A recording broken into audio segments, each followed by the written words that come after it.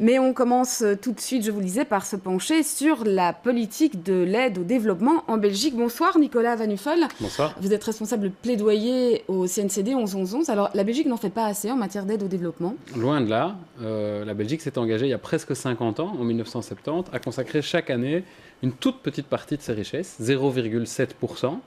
Pour qu'on imagine combien ça représente 70 centimes par habitant et par jour, qu'on serait censé consacrer à aider les pays en développement.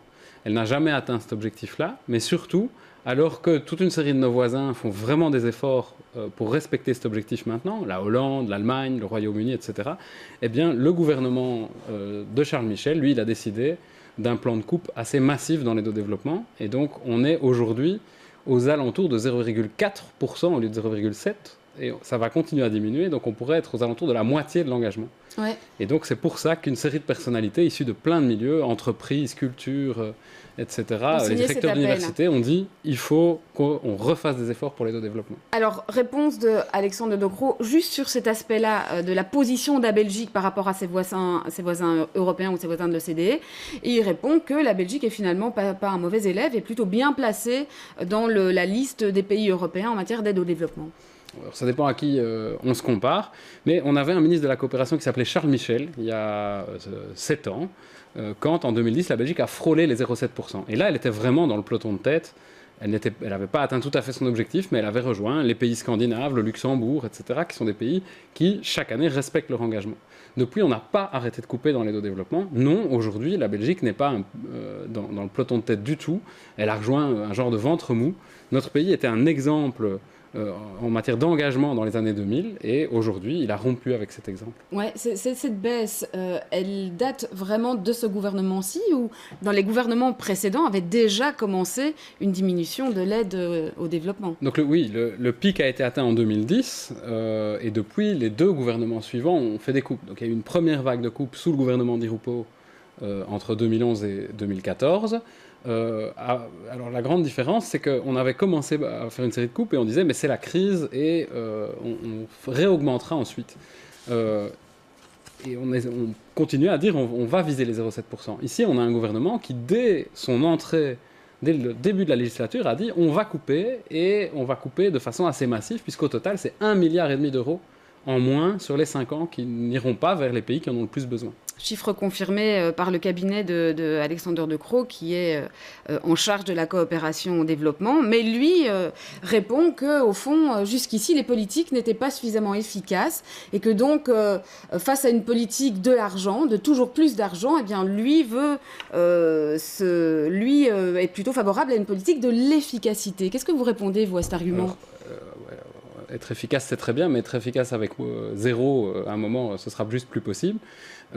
C'est très amusant parce que dans l'interview qu'il a donnée à la presse hier, il cite l'exemple de la SNCB en disant c'est la même chose que la SNCB. Oui, moi je pense que si la SNCB avait un peu plus de moyens pour servir les nafteurs, elle aurait un service de meilleure qualité. Et lui parle notamment, par exemple, de politiques plus ciblées, sur certains territoires, d'aide adressée à certaines régions qui ont plus de besoins en matière de développement. Alors, il est clair que on a le devoir d'être efficace avec tous les deniers publics, que ce soit dans l'école, dans la santé et dans l'aide au développement, on a le devoir d'être efficace. Mais aujourd'hui, les besoins sont énormes.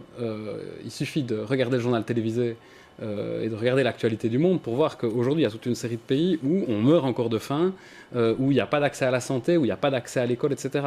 Il s'agit d'un engagement qui a été pris au niveau international. Ça ne doit pas du tout nous priver du débat sur l'efficacité. Bien sûr que la façon dont nous utilisons et dont tous les acteurs de la coopération utilisent l'aide au développement, on doit le faire de façon efficace. Mais les études internationales, y compris de l'Université des Nations Unies par exemple, ont montré que globalement, l'aide au développement, elle est efficace et que globalement, elle a atteint des résultats au cours des 50 dernières années. Donc dire, jusqu'ici, on a fait n'importe quoi, je vais couper, on va être plus efficace, c'est vraiment aller un peu vite en besogne. Ouais, et pour vous, c'est un argument de circonstance, c'est une manière de justifier les coupes budgétaires, selon vous? Tout à fait. Donc on a un gouvernement qui mène une politique d'austérité qui a visé à couper de façon assez linéaire dans un tas de domaines, et l'aide au développement a été une des principales victimes de ces coupes-là, parce que d'une certaine façon, électoralement, c'est plus facile, parce que les victimes des coupes, c'est des gens à l'autre bout du monde, et c'est pas les électeurs ici. Mais Parce que vous parlez de variable d'ajustement. La politique d'aide au développement, ou plutôt l'aide au développement, c'est la variable d'ajustement. Autrement dit, c'est là qu'on va couper quand on a besoin de faire des coupes quelque part. On commence par l'aide au développement. Voilà, donc au cours de la dernière, depuis 2010, et en particulier avec ce gouvernement-ci, l'aide au développement a été une des, si pas la principale variable d'ajustement. Il faut qu'on en arrête avec ça parce qu'il en va de la crédibilité internationale de la Belgique. Je l'ai dit, tous nos voisins font des efforts pour réaugmenter leur aide au développement. Est-ce que la Belgique veut rejoindre ce peloton de tête des exemples européens ou est-ce qu'elle a décidé de se perdre dans le ventre mou et de rejoindre des pays qui ne font pas d'efforts? Oui, vous avez donc fait signer, ou en tout cas vous avez les signatures de ces 111 personnalités qu'on évoquait, qui sont effectivement des personnalités importantes, que ce soit des milieux académiques, des milieux économiques ou culturels. C'était important pour vous, précisément pour cet appel-là, qu'on vous connaît, c'est un discours que vous tenez depuis longtemps au CNCD 11-11-11, mais là c'était important que cet appel soit signé par ces 111 personnalités. Oui, ce qu'on a voulu montrer, et on a eu beaucoup d'enthousiasme des gens qu'on est allé chercher, c'est que l'aide au développement, c'est pas juste l'affaire d'un petit milieu qui s'occuperait de coopération au développement. Il y a une large assise dans la société. Quand on prend les sondages auprès du grand public, il y a une bonne partie de la population qui soutient le fait qu'on augmente l'aide au développement. Et ici, c'est vrai qu'on a une série de grands artistes comme Fabrice Murgial, directeur du Théâtre National. On a des chefs d'entreprise comme Jeff Colruyt ou Thomas Leisen, qui est le président du MICOR. On a les recteurs de toutes les universités qui ne sont donc pas des usual suspects, des gens qui défendent l'aide au développement. Est-ce que vous pensez que ça aura vraiment du poids ? Alors, est-ce que ça aura vraiment du poids ? La balle est dans le camp du ministre.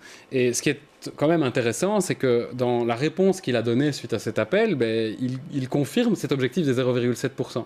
Alors, il dit un peu tout et son contraire dans l'interview, puisqu'il dit d'une part, mais oui, on va le faire, ces 0,7%, mais on le fera seulement pour 2030.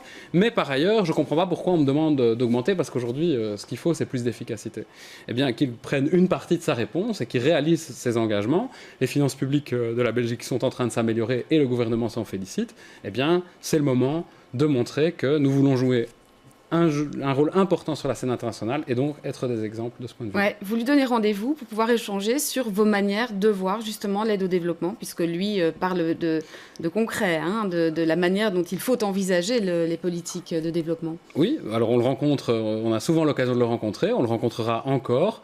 On sent bien qu'il y a une divergence de point de vue entre lui et nous par rapport à ça. Là-dessus, j'ai un peu envie d'en appeler au parti du Premier ministre. Le MR est historiquement un défenseur de l'aide au développement. Charles Michel lui-même a été le ministre des 0,65%. Louis Michel, le fondateur, a été commissaire européen au développement. Que le MR se fasse entendre face aux volontés de coupe de l'OpenVLD. Rapidement, pour qu'on comprenne bien concrètement ce que ça a comme effet, ces coupes dans l'aide au développement, les diminutions des budgets qui ont eu lieu ces dernières années se sont manifestées par des effets sur le terrain, des conséquences sur le terrain. Oui, tout à fait. Donc il y a un impact direct sur les gens sur le terrain. Je pourrais vous montrer, vous citer plein d'exemples. Je vais vous en donner un très simple. Donc une de nos ONG membres, qui s'appelle Le Monde selon les femmes, fait un travail d'appui aux femmes dans un tas de pays d'Amérique latine et d'Afrique et s'est vu couper ses financements, notamment au Pérou et en Bolivie. On a eu beaucoup de discussions sur les droits des femmes dans l'actualité depuis quelques semaines, depuis quelques mois. Eh bien, ce sont des femmes et des jeunes filles fragilisées dans des villes boliviennes qui, aujourd'hui, n'ont plus l'accès à des maisons où elles peuvent être encadrées pour défendre leurs droits. Pour donner un exemple très concret, mais ces filles-là, elles n'auront plus les moyens d'être accompagnées. Voilà qui est très clair. Merci en tout cas Nicolas Van Oefel.